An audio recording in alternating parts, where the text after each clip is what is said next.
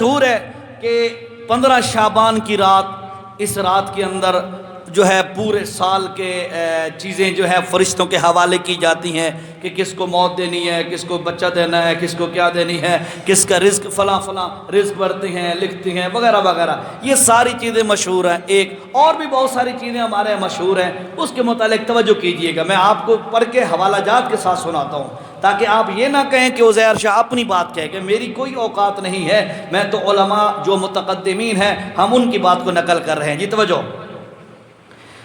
15 شعبان کی رات میں کسی بھی قسم کی نفل نماز کی فضیلت والی احادیث صحیح نہیں ہے.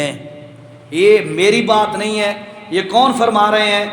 موضوعات میں ملا علی قاری رحمت اللہ تعالی علیہ نے لکھا ہے صفحہ نمبر 165 پر، اس رات کے اندر کوئی مخصوص عبادت یا اس رات اس شام کو کوئی اچھے کھانے پکانا اس نیت سے بھئی اچھے کھانے پکاؤ تو رزق بڑھ جاتا ہے، یا اس رات میں روحیں واپس آتی ہیں، یا اس رات اگلے دن کا روزہ رکھنا وغیرہ وغیرہ، ان سب کے بارے میں آپ کو سنا رہا ہوں. یہ میری باتیں نہیں ہے، ریکارڈنگ اور یہ دوبارہ آپ سن سکتے ہیں. ملا علی قاری رحمہ اللہ نے صفحہ نمبر 165 موضوعات کے اندر یہ بات لکھی ہے کہ نفل نماز کی فضیلت والی احادیث صحیح نہیں ہے. اگلی بات، 15 شعبان کی رات میں کسی بھی قسم کی نفل نماز کی روایت موضوع من گھڑت ہیں. 15 شعبان کی رات میں کسی بھی قسم کی نفل نماز کی روایات موضوع اور من گھڑت ہیں. یہ کون لکھتا ہے؟ ابن جوزی رحمہ اللہ نے جلد نمبر 2 صفحہ نمبر 127 اور ان کی کتاب ہے موضوعات، اس میں یہ بات لکھی گئی ہے کہ اس کے متعلق جو روایات ہیں یہ موضوع اور من گھڑت ہیں. یہ میں اپنی بات، یہ متقدمین ہیں، سلف صالحین ہیں، مشائخ جو ہمارے بزرگان دین گزر چکے ہیں، ان کی تحقیقات آپ کے سامنے عرض کر رہا ہوں، احوالہ ساتھ دے رہا ہوں. آگے جی، 15 شعبان کی رات روحیں گھر آتی ہیں اور دیکھتی ہیں کہ کس نے ہمارے لیے کچھ پکایا ہے یا نہیں. یہ غلط ہے. اغلاط العوام صفحہ نمبر 157، اغلاط العوام کے اندر یہ بات لکھی گئی ہے جی کہ روحیں گھر آتی ہیں اور وہ دیکھتی ہیں کہ ہمارے لیے کسی. روحیں نہیں دیکھتی، اے مولوی صاحب دیکھ رہا ہوتا ہے جو یہ روایتیں سنا کے لوگوں کے گھر سے اچھے کھانے پکوا کر اپنے بیوی بچوں کو کھلاتا ہے. اے مولوی صاحب دی نظر ہوندی ہے، دور اندیش ہوتا ہے وہ مولوی. ہاں، یہ مولوی دیکھتا ہے، روحیں نہیں آتی. روحوں کے لیے تو اللہ نے بتا دیا کہ وَمِن وَرَائِهِمْ بَرْزَخٌ إِلَى يَوْمِ يُبْعَثُونَ. اور لوگوں جو روحیں یہاں جسم سے نکل گئیں ان کے پیچھے اللہ نے ایک پردہ اور رکاوٹ بنا دی ہے. إِلَى يَوْمِ يُبْعَثُونَ، وہ رکاوٹ قیامت تک قائم رہے گی، وہ قیامت تک واپس نہیں آ سکتی، بالکل نہیں آ سکتی. ہاں کہ جب قیامت آئے گی وَإِذَا النُّفُوسُ زُوِّجَتْ، پھر وہ روحوں کو ان جسموں کے اندر لوٹا کر ان جسموں کو دوبارہ اٹھایا جائے گا، زندہ کیا جائے گا. اس سے پہلے یہ روحیں وہاں واپس آنا اور پھر ہمارے گھروں میں چکر لگانا، اور پھر چکر ہی نہیں، ہماری دیگچیاں سنبھالنا، پتیلے اور ہمارے پریشر کوکر سنبھالنا، کڑھائیاں سنبھالنا. خدا کا نام والا. جو روحیں، یاد رکھو میرے بھائیو، جو روحیں اگر اعلیٰ علیین میں ہیں، جنت نما جگہ جو ہے قیامت سے پہلے، اگر جو روحیں وہاں پر ہیں انہوں نے تیرے میرے حلوے نہیں کھانے، وہ جنت کی نعمتوں میں ہیں. ٹھیک ہے. اور جو روحیں سجین میں ہیں، جو روحیں سجین میں ہیں، میاں والی کی جیل سے، توجہ کرو میری بات کی طرف، میاں والی کی جیل سے، پنجاب کی جیل سے، پاکستان کی جیل سے، دنیا کی جیل سے قیدی نہیں بھاگ سکتا. نعوذ باللہ، اللہ کی جیل اتنی کمزور ہے سجین والی، ادھر سے مردہ بھاگ کے آ کے ہماری ہانڈیاں سنبھالنے لگ جاتا ہے. ایسی کم عقلی، ایسی باتیں، وہ صرف مولوی کے پیٹ کا چکر ہوتا ہے، یاد رکھو. تو یہ بات بالکل من گھڑت ہے. یہ اغلاط العوام میں یہ بات لکھی ہوئی ہے 157 نمبر صفحہ پر. آگے بات سمجھیے گا جی. 15 شعبان کو آتش بازی کرنا رسم اور گناہ ہے، حلوہ پکانا بھی رسم ہے. یہ میری نہیں، اصلاح الرسوم اور صفحہ نمبر ہے جی 156، یاد رکھیے گا. اس پہ آپ علماء سے پوچھئے گا کہ یہاں پر یہ جو ویسے بھی یہ آتش بازی، شرلیاں، پٹاخے اور یہ جو ہوتا ہے جو آتش بازی وغیرہ، یہ تو شیطانی عمل ہے. اس کا شریعت سے کیا تعلق ہے؟ کسی موڑ پر اللہ کے نبی صلی اللہ علیہ وسلم نے یا صحابہ کرام نے یا ہمارے علماء متقدمین نے اس بات کو پروان چڑھایا بھائی شرلیاں پٹاخے بجاؤ جی، یہ بالکل شیطانی عمل ہے، اس کا حصہ بننا جرم ہے۔ بعض بندے پتہ کیا کہتے ہیں، توجہ کرو ذرا، بعض بندے پتہ او جی کیا کریں جی، بچے مجبور کرتے ہیں۔ واہ بھائی واہ، یہ کوئی جواب ہے کہ بچے مجبور کرتے ہیں؟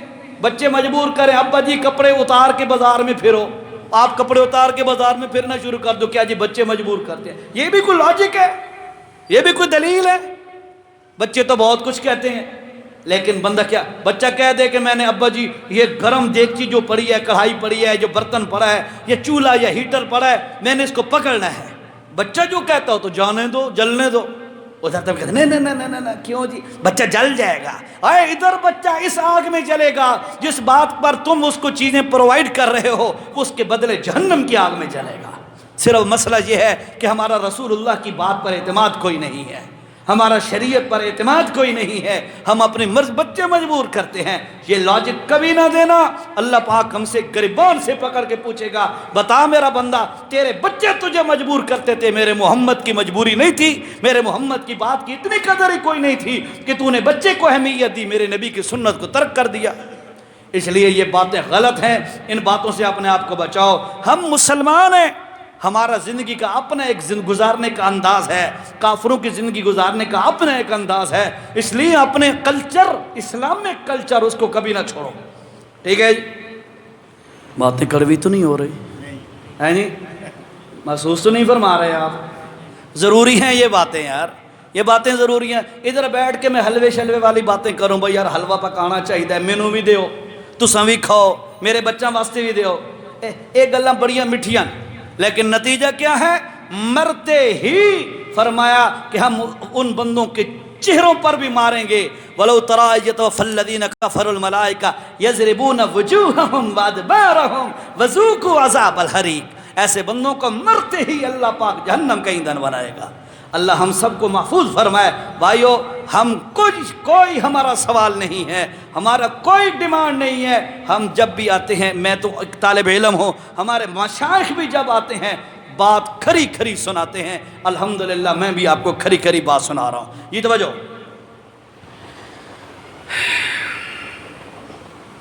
اللہ کی بارگاہ میں اعمال صرف 15 شعبان کو یا کسی خاص رات میں پیش نہیں ہوتے بلکہ ہر روز پیش ہوتے ہیں۔ یاد رکھو حضور اکرم صلی اللہ، یہ بات جو ہمارے ہاں مشہور ہے کہ اس رات میں اللہ کے ہاں اعمال پیش ہوتے ہیں۔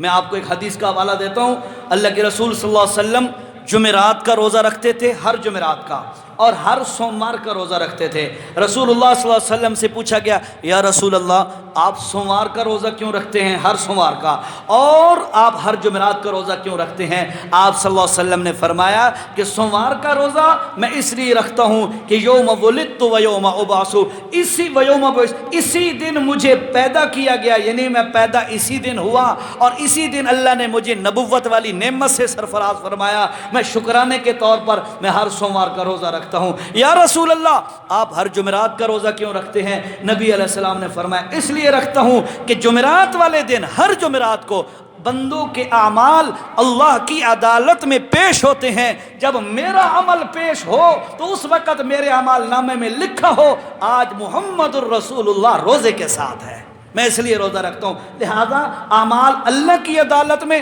ہر جمعرات کو پیش ہوتے ہیں، اس کو 15 شعبان کے ساتھ خاص کر دینا یہ صحیح نہیں ہے۔ یہ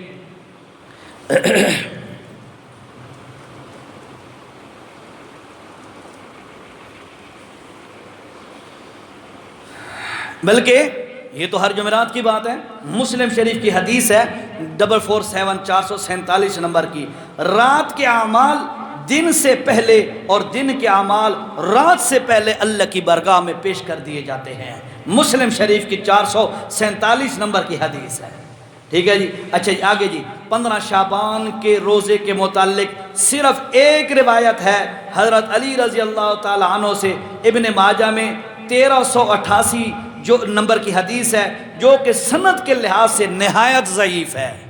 اس لیے یاد رکھو کسی عمل کے ثبوت کے لیے، میں ایک بات عرض کر رہا ہوں، میں بھی آپ کو اوپر سے گزر جائے، کسی عمل کے ثبوت کے لیے صحیح حدیث کا ہونا ضروری ہے، اور اس عمل کی فضیلت کے لیے ضعیف روایت بھی چل جاتی ہے۔ جو میں بات کر رہا ہوں انشاءاللہ آپ علماء سے پوچھیں گے تو آپ کو یہ بات سمجھائی جائے گی۔ کسی عمل کے ثبوت کے لیے صحیح حدیث کا ہونا ضروری ہے، اور پھر اس عمل کی تائید اور فضیلت کے لیے ضعیف روایت بھی چل جاتی ہے۔ لہٰذا 15 شعبان کا روزہ جو ابن ماجہ حدیث نمبر 1328 ہے، یہ سند کے لحاظ سے نہایت ضعیف ہے، لہذا عمل کے ثبوت کے لیے صحیح حدیث کا ہونا ضروری ہے۔ مطلب یہ ہوا کہ یہ 15 شعبان کا روزہ نہیں ہے، ٹھیک ہے جی۔ 15 شعبان کی رات کو عبادت اور دن میں روزہ رکھنے کی فضیلت والی روایت موضوع ہے، الموضوع فی الاحادیث الضعیفہ والموضوع، ٹھیک ہے۔ تو یہ اس کے اندر صفحہ نمبر 148 اور جلد نمبر 1 کے اندر یہ روایت موجود ہے۔ آگے دیکھیے جا، 15 شعبان کے روزے کے متعلق ابن ماجہ کی روایت سند کے لحاظ سے نہایت ضعیف ہے۔ معارف الحدیث میں بھی یہ حدیث ہے، مولانا منظور احمد نعمانی صاحب کی کتاب ہے معارف الحدیث، انہوں نے بڑی بہترین کر کے انہوں نے حدیثیں جمع کی ہے، اس کے اندر فرمایا کہ یہ حدیث ضعیف ہے۔ اچھا، 15 شعبان کی رات دعا و استغفار کے متعلق کوئی ایک حدیث بھی قابل اعتماد نہیں ہے۔ یاد رکھو، جو بندہ ڈیلی تہجد پڑھتا ہے وہ 15 شعبان کو بھی پڑھے، کوئی منع نہیں ہے، لیکن پورا سال بندہ سوتا رہے اور صرف 15 شعبان کو مخصوص کر دے عبادت کے لیے، اس کا ثبوت شریعت میں نہیں ہے، ٹھیک ہے جی۔ باقی آخر پہ ایک بات کہوں گا، آخر پہ ایک بات، حضرت مفتی تقی صاحب مدظلہ انہوں نے اس کی فضیلت کو ذکر کیا ہے، یا کچھ علماء نے اس کو ذکر کیا ہے۔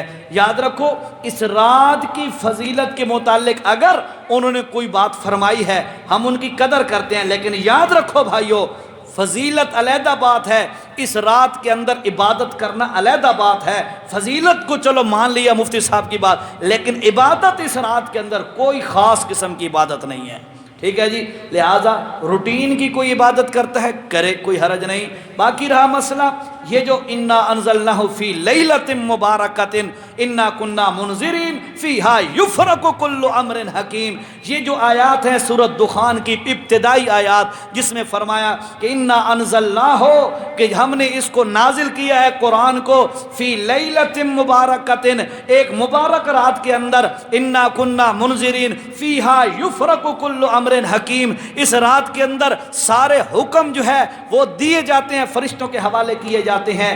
یاد رکھو، آپ سب کو پتہ ہے کہ یہ قرآن مجید رمضان المبارک کے آخری عشرے کی طاق راتوں میں سے ایک رات ہے، جس کو لیلۃ القدر کہا جاتا ہے، اور اسی کا نام لیلہ مبارکہ ہے۔ یہ اسی رات کے اندر بندوں کے جو ہے فرشتوں کے حوالے، بندوں کے جو نظام ہے کہ ان کو بیٹا دینا ہے، ان کو رزق دینا ہے، ان کو کیا دینا ہے، موت دینی ہے، یہ اس رات میں کیے جاتے ہیں۔ اس کا 15 شعبان سے صحیح روایات کے متعلق کوئی تعلق نہیں ہے، ٹھیک ہے جی۔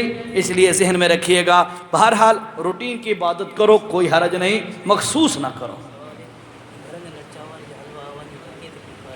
بہت اچھا، بہت اچھا۔ کھاون پیون والے سوال کریں دینا ہے، کہتا ہے جی گھر میں اگر اس قسم کا کھانا پکا ہوا آ جائے تو کھا سکتے ہیں یا نہیں؟ بھائی حرام نہیں ہے، میں یہ نہیں کہتا کہ کھانا حرام ہو گیا، وہ نفس کھانا جو ہے وہ حلال ہے، لیکن اس نیت سے کرنا کہ بھئی اس سے رزق بڑھ جائے گا، اس کا کوئی ثبوت نہیں ہے۔ کھانا بہرحال حلال ہے، اگر کہیں سے آ جاتا ہے تو کھا سکتے ہیں، اس کو ضائع نہ کریں، ٹھیک ہے۔ ہاں، وہ 11ویں 11ویں اور یہ جو چیزیں ہوتی ہیں نا وہ حرام ہوتی ہیں، وہ خالصتاً حضرت شیخ عبد القادر جیلانی رحمۃ اللہ تعالیٰ علیہ کے نام کا علیحدہ حصہ ہوتا ہے، ٹھیک ہے، تو وہ تو سراسر حرام ہے، یہ چیزیں حرمت حرام تو نہیں ہوتی۔ بہرحال اگر ویسے تنبیہ کے لیے بھئی ہم نہیں کھاتے تاکہ اگلے بندے کو احساس ہو یار میں نے کوئی غلط کام کیا ہے، اس اعتبار سے اگر کوئی بندہ بچے تو بہت اچھی بات ہے۔